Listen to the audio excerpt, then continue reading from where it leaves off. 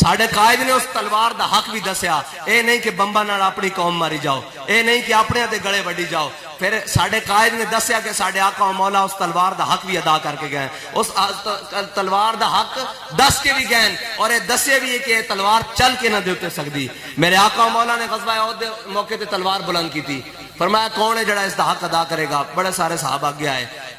استاد صاحب فرماندے سن جدو کوئی گل کی جاوے نا تو اس دا مطلب ہے پہلے پوچھ لیا کرو کہ اس دا کام ایک کیوں ہے۔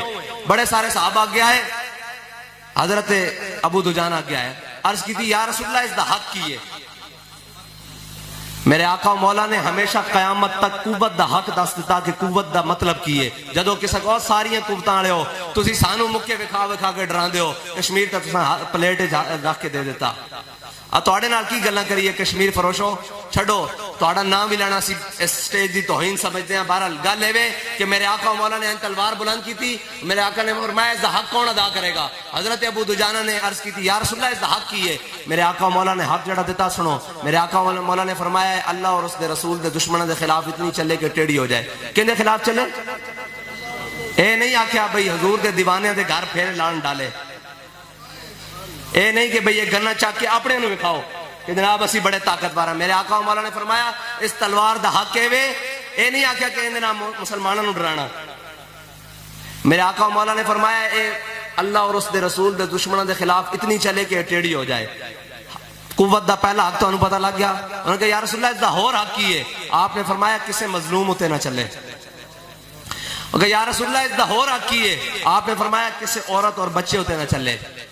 جدو حضرت ابو دجانہ نے میرے آقا و مولا کو تلوار لے لئی نا، تلوار لے کے تے میرے آقا و مولا صلی اللہ علیہ وسلم دے سامنے این پہلوانا دی چانا چلے۔ استاد صاحب فرماندے سن جے میں کھڑا ہوندا میں تو انہوں چل کے دکھاندا، میں تو انہوں دس رہے اس طرح پہلوانا دی طرح چلے۔ جدو اس طرح چلے تے میرے آقا و مولا نے دیکھیا حضرت ابو دجانہ نو کہ وہ پہلوانا دی چال چل رہے ہیں، تے میرے آقا و مولا نے فرمایا اللہ نو یہ چال بڑی ناپسند ہے لیکن میرے دشمنوں دے سامنے پسند ہے۔ ساڑھے قائد سانو دس کے گئن کہ او اپنے دے نال اس طرح نرم سن کہ کوئی بندہ آ کے گھنٹہ حضرت دا ہاتھ پکڑ کے گل کردا تے آپ گھنٹہ اس دی گفتگو سن دے، تے کوئی چوڑا بلا حضور دی طرف گل کرن دی کوشش کردا تے فرماندے سن ستم کرے درا ہنر آزمائے، تو تیر آزما ہم جگر آزمائے۔ جنہیں حضور دے بارے گل کی تھی او بھاویں ہالینڈ چ بیٹھے ہوئے سی، بابا ایتھوں روڈ تے نکل پیا کر کے اسلام آباد ال، اور جدو نکلیا بابا جی نے بڑیاں لینا سدیاں کی دیاں، اور لینا کیڑیاں کہ جناب لوگ کہنے سن جی گستاخی باہر کے ملک میں ہوتی ہے، احتجاج آپ اپنے ملک میں کرتے ہیں۔